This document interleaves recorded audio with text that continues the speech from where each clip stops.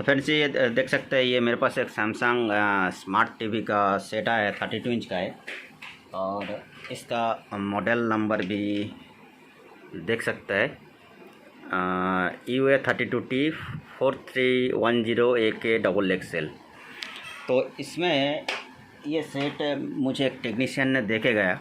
इसमें जो इशू था वो मैं पहले बताऊं। इसमें मिरर हो गया था, साथ में मैपिंग भी हो गया था, और उसके साथ साथ में क्या हो रहा था, इसका लोगो दिखा के ही इसका बैकलाइट बंद हो जा रहा था। एक साथ में तीनों इशू आ गया था, मिरर, मैपिंग, साथ में बैकलाइट बंद, लेकिन इसका पैनल चालू था। ऐसा कंडीशन है। तो ये कंफर्म करने के लिए मैंने क्या किया, बोर्ड को निकाल के मेरा ये जो मदर पैनल टेस्टर है, टेस्टर में लगाया और देखा इसमें ऑलरेडी मदरबोर्ड चालू है और मिरर मैपिंग जैसा था वैसा ही है। तो उसको सॉल्व करने के लिए मैंने उसका नॉर्मली सर्विस मोड पे गया और उसमें जो ऑप्शन देखा, जो जनरल ऑप्शन होता है, उसके अंदर कोई भी ऑप्शन चेंज नहीं हो रहा था। ऑप्शन दिखा रहा था लेकिन कोई ऑप्शन चेंज नहीं हो रहा था, और बीच बीच में वो हैंग भी मार रहा था। कभी कभी एक ऑप्शन पे सिलेक्ट हो जाता और उसके बाद रिमोट कुछ काम ही नहीं करता। ऐसा ही सिचुएशन था।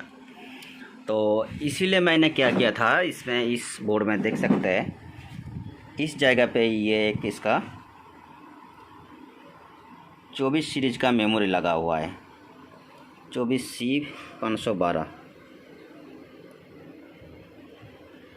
24C512 का ये EEPROM IC लगा हुआ है। तो ये EEPROM IC का ज़्यादातर इशू आते हैं। तो इसी के हिसाब से मैंने इसको निकाल कर मैंने सॉफ्टवेयर करने के लिए ऐसे एडाप्टर में मैंने लगा के रखा है। ये जो मेमोरी दिख रहा है ना, ये इसी बोर्ड का ही ओरिजिनल मेमोरी है। ये तो मैंने एकदम साफ़ सुथरा करके यहीं पे करीबन आधा घंटा तक मैंने ट्राई किया, लेकिन उसमें पोर कॉन्टैक्ट ही कंटिन्यू दिखा रहा था। मतलब चिप डिटेक्ट नहीं हो रहा है, पोर कॉन्टैक्ट, ये कनेक्ट नहीं हो रहा है, वो कनेक्ट नहीं हो रहा है, बहुत कुछ दिखा रहा था।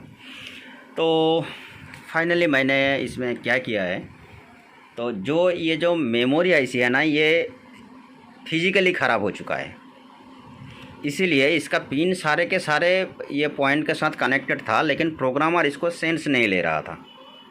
ये फिजिकली ख़राब हो चुका है, जिसके कारण प्रोग्रामर रीड नहीं कर पा रहा था और पोर कॉन्टैक्ट, लूज कॉन्टैक्ट ऐसा सब शो हो रहा था। इसीलिए मेरे पास एक दूसरा पीसी भी था, ये एक लाइटनिंग का इसका पीसी भी था। यहीं से मैंने ये मेमोरी आईसी को उठाया और इसका सॉफ्टवेयर को मैंने रीसेट करके, मेरे पास ऑलरेडी इस बोर्ड का सॉफ्टवेयर था, तो उसको मैंने चढ़ाया और चढ़ाने के बाद मैंने यहीं पे लगाया। तो सेट अभी मेरा बिल्कुल चल रहा है। मतलब उसमें मिरर मैपिंग जो था वो मैंने सर्विस मोड खोल के ही सही कर लिया, इसी सेट का ऊपर ही चालू कर लिया। अभी मुझे पैनल टेस्टर में लगाने का ज़रूरत भी नहीं आया है। तो मेन इशू यहीं पे क्या हो रहा था, इसका मिरर मैपिंग, साथ में इसका बैकलाइट भी बंद हो जा रहा था। अभी ये HDMI हिल रहा है, इसलिए सिग्नल चला जा रहा है, तो कोई इशू नहीं है। तो बैकलाइट भी इसका बंद हो रहा था, इसीलिए इसका सर्विस मोड में भी कोई सिलेक्शन कर नहीं पा रहा था, तो जिसके कारण ये प्रॉब्लम था। तो ये मेमोरी बदलने के बाद पूरा सॉफ्टवेयर देख के मैंने मेमोरी बदला, तब जाके इसका लाइट भी फिक्स हुआ है। बैकलाइट भी इसका बंद हो जा रहा था।